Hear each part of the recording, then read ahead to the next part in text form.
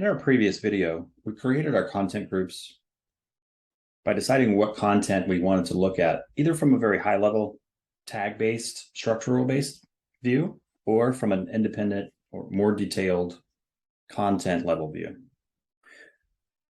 As we proceed to the next step, now we're going to start pruning the content that we want to keep. We're going to get a little more exact in terms of what will be in the end content outline. So here is my outline itself. This is the content that we pulled into from the previous articles. I can look here, for example, these are the content groups I created. You can see habitat. Here's my habitat. Mating habits, eggs. This is the structure that we started to put together.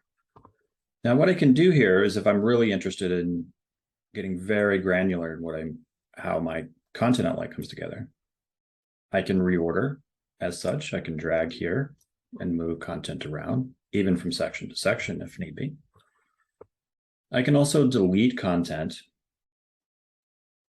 For example, let's say I decide that I don't want to keep this, or there's some stuff that maybe gets through that's not exactly perfect. I can just delete that content so it doesn't make it through to my final outline. I can also say I've read this, and as I'm going through this review process, let's say this is a longer article, and you start reviewing and you want to come back for coffee, or maybe your internet goes down, you can mark these as reviewed so that you know where you left off when you come back. It's a very helpful feature, especially for those of us that like coffee. So again, I can continue down my review process, maybe take out some articles that I don't think, or some lines or some text that I don't think is necessarily additive to the end product. Now, likewise, what I can do here is I can also say, I want to add additional content to the outline. So again, I've found some information about habitat. By expanding the articles here in the bottom, content will be showed in the right-hand screen. And again, you can see habitat highlighted again here. So maybe there's some more content if I want to beef this section up as an example. What I see here is I see in gray the content that's already been added, the ideas, if you will, that have been added.